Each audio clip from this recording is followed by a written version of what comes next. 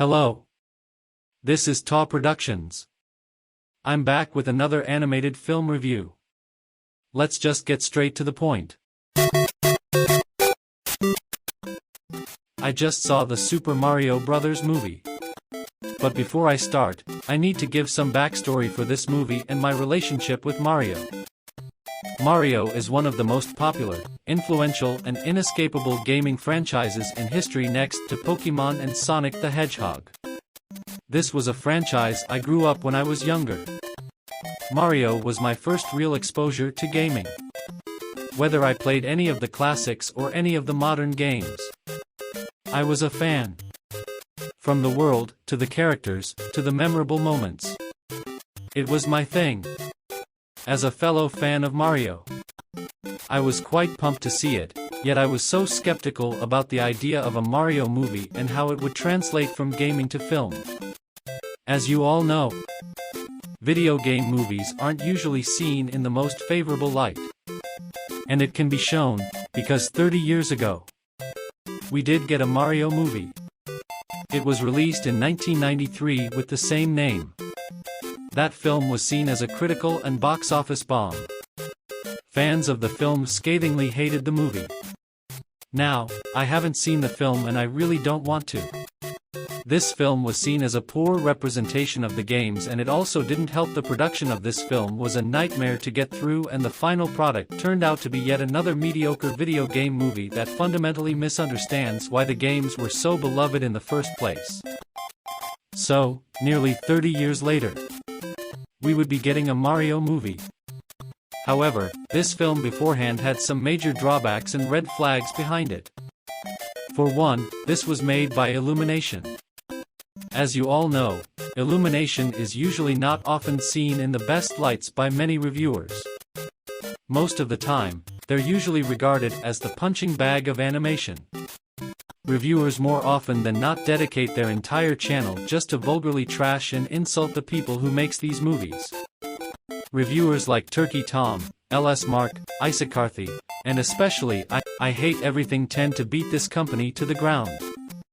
As for my stance on the studio, while I personally don't share the same hate boner as most people, I can see why most don't like them. They tend to range from the Minions, the stories often playing too safe, the Minions, recycled assets, the Minions, annoying or bland characters, the Minions, obnoxious or juvenile comedy, the Minions, and the Minions. So the idea of a Mario being made by the Minion Company sounds laughably stupid when it was announced. Then came the second red flag, the casting. Most people thought the idea of a Chris Pratt Mario and licensed character being voiced by celebrities assured that this film would be screwed in the ass completely and would have been yet another mediocre film from a, quote-unquote, worse than Hitler company. And then, in October 2022, came the first teaser. When it came out, people were blown away at how good it was. Not only did it look like it was going to be a perfect representation of the games, but actually showed potential to be a great time and maybe give us a Nintendo cinematic universe. You can tell that Nintendo wanted to do right by the fans and not mess up like with what they did 30 years ago, similar to what they did with Kirby, right back at ya. Wow. It does seem like Nintendo actually do have a sense of quality control. It's not to say this film didn't get some backlash then. But we don't talk about awful reviewing sites that don't represent the people, politically abject morons or disingenuous film reviewers. Because apparently, we can't enjoy anything without getting slammed by politically obsessed, culture-war neurotic imbeciles, with the brain and thought process of people like the Quartering. So, I'm going into this review not to choose sides and instead, give out my own thoughts on the movie. So, how did the film fare with me? It's pretty good. Let's start with the story. If you're expecting a groundbreaking film with a deep story, don't expect that from Illumination, because the story in this film is about as linear and basic as you expect. It's basically a simple rescue and save the world mission story you have seen a dozen of times. It's pretty predictable and you can guess what's going to happen later. However, that's kind of you expected. It's called The Super Mario Bros. Movie. Mario, at least to me, has always had a linear plot in each games and usually don't go for any complex narrative. Most of the games are usually about Mario trying to stop Bowser, save Peach or anyone he knows, or both. So, it would make sense that the film does have a generic story. But you never came to see a Mario movie for the premise, you came to see the movie for how well it does capturing the Mario world, and oh my god. The way they capture the games are really good. Every little thing in this film is like an Easter egg they snuck in for the fans to see. Every character, every frame, every bit of the animation gives me some praise, and I actually got some nostalgic vibes seeing the entire world captured in film. And +1 on this film because unlike films like Ralph Breaks the Internet, Space Jam, A New Legacy, and Chip and Dale, Rescue Rangers, it isn't forced into shoving references down our throats. They actually work in the context of the film, like with the universe or the power-ups they use. Another benefit is the fact that they use them from the games. Because unlike the other films mentioned, where they use them as a ploy for lazy writing and use other IP or jerk off their own to say, yeah, we have so many IPs, cry about it. So thankfully, this film doesn't just come off from a place of corporate cynicism and egotism. This film actually came from a place of love for the Mario world. However, I was pretty mixed on how the film was paced. On the one hand, I do like the fact that they just get straight to the point, without having any sort of story exposition or any sort of padding. I also give it credit for deciding Luigi as the one getting kidnapped, because A, it's established that these two are brothers and have a connection to each other. They stick by each other. Thus, help give Mario a reason be here. And B, if it was Peach getting napped by Bowser, it would have just made her a damsel in distress and would have made less sense for Mario to want to save her, and it would just sideline Luigi, well, more than they already did. However, I do feel like the pacing goes way too fast, not really giving much time to breathe. It also doesn't help that the characters themselves don't go through that much development and is just rushing to get to the next point of the film. I do feel like an extra 10 to 15 minutes would have helped. But as far as we're given, it does make the most of it. As for the humor, it was good. Nothing too laugh out loud worthy, but I got moments where I was amused. And a big plus is that Nintendo made sure the Illumination would refrain themselves from inserting their style of humor is in the film. Meaning that even in its not so funny moments, it never gets to the point where it's juvenile and make you cringe. Where in the other films, there's at least one moment in the film that I actually cringed or wanting to bang my head on the door. So that's a plus. The music in this film is also really good. At least, when it wasn't shoving random pop songs in the film. Because when the music in the film comes from the games, it's really good. Not only for how well they capture the world of the games and orchestral behind it made the film fun to watch and immediately immerses you into this world.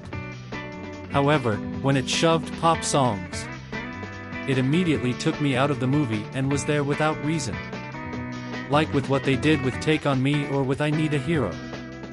Seriously though, what is it with video game movies and their obsession over I Need a Hero? First, Detective Pikachu used it in the second trailer. Then Angry Birds Movie 2 did that in the opening where the birds constantly foil the pigs. And now the Super Mario Bros. Movie, where they use it for Mario trying to train in the course.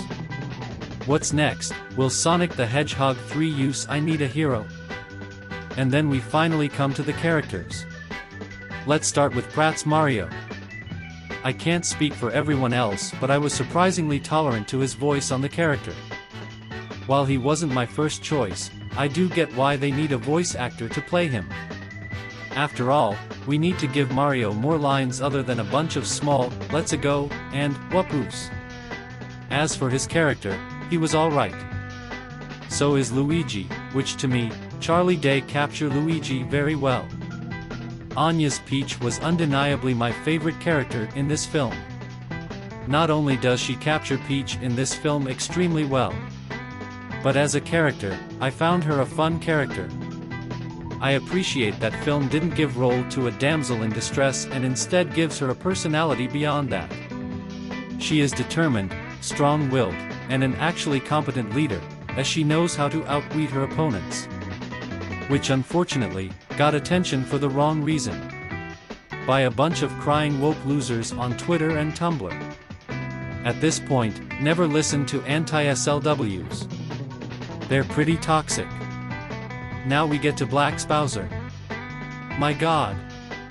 I love this guy. Black not only fits the role of Bowser to a T, from the voice to the menace, to the singing, yes, he sings in this film and I absolutely laughed my bloody butt off, and even then humor from this guy. Bowser in this film was like stone perfection. Everyone else in this film ranged from pretty good like Keys Toad to alright like Rogan's Kong, and others just sucked having to listen to like with what they did with Cranky Kong's voice.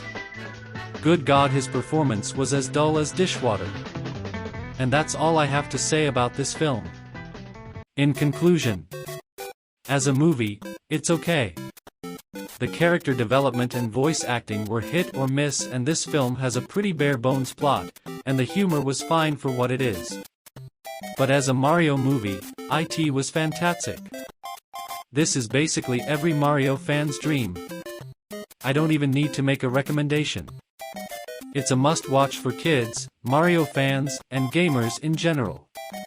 But if you're not into Mario or just hate Illumination, then this film isn't going to do anything for you, and you just better wait for Elemental to come out.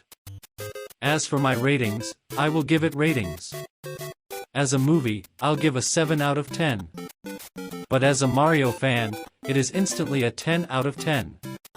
So, overall, this film will be getting an 8.7 out of 10.